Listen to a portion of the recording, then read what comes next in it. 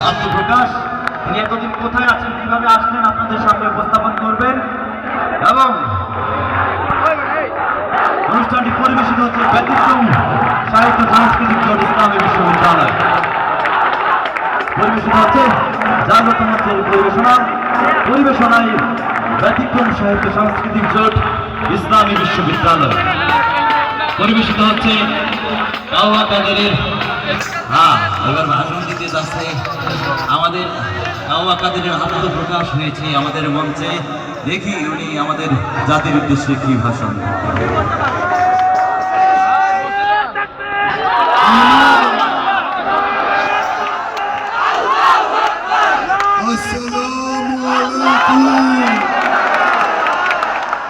কেমন আছে?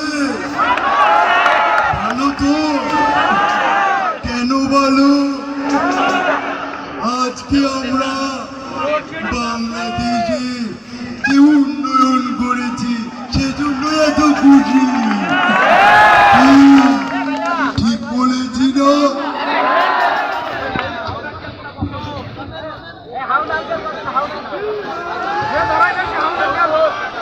অনেকে বলে ওবায়দুল কাদের সাহেব পালিয়ে গেছে। কোথায় পালাবো? পালাবো না, প্রয়োজনে বকরুল সাহেবে পাঠাই দিয়ে উঠবো। কি টাকা দেবে? টাকা দেবেন না? আজকে যিনি আমাদের এত উন্নয়ন করেছে তাকে নিয়ে কিছু বলতে চাই।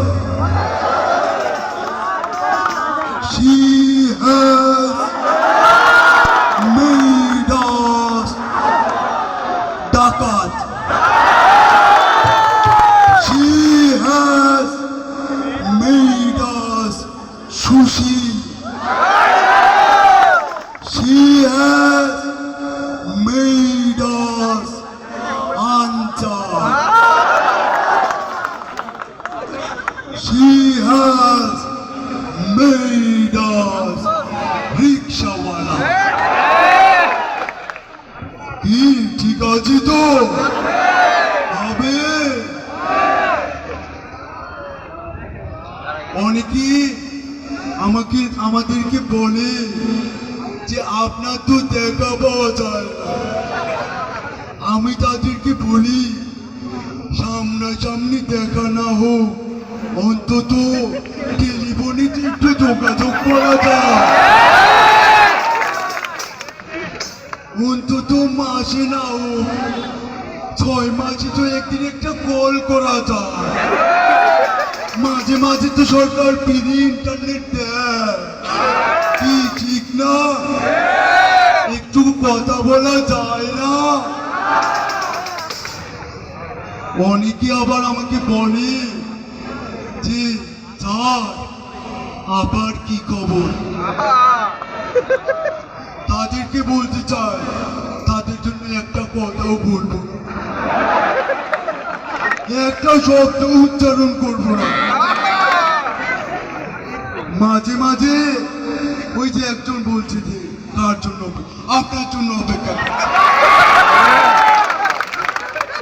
অনেকে আমাকে বলে যে স্যার আপনাকে তো 5 তারিখের পর আর দেখা যায় না, আপনি কোথায় ছিলেন?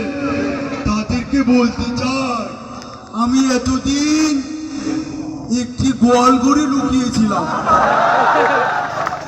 অনেকে বলতে পারেন স্যার আপনি কি খেয়েছেন?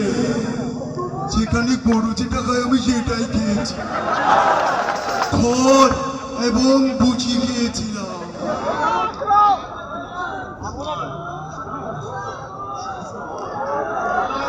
সবার জন্য বলতে চাই আবার আসিব ফিরে, হয়তো ডাকাত হয়ে। টিকতে দেবেন না? যাবো চলে। আবার আসিব ফিরে, হয়তো আনচার হয়ে। দেবেন না টিকতে? তাহলে আবার আসিব ফিরে, আসবো রিক্সাওয়ালা হয়ে। সবার জন্য শেষ একটা কথা বলতে চাই, সেটা হলো কাগজে লিখো না ছিঁড়ে যাবে, ব্যানারে লিখো না মুছে যাবে।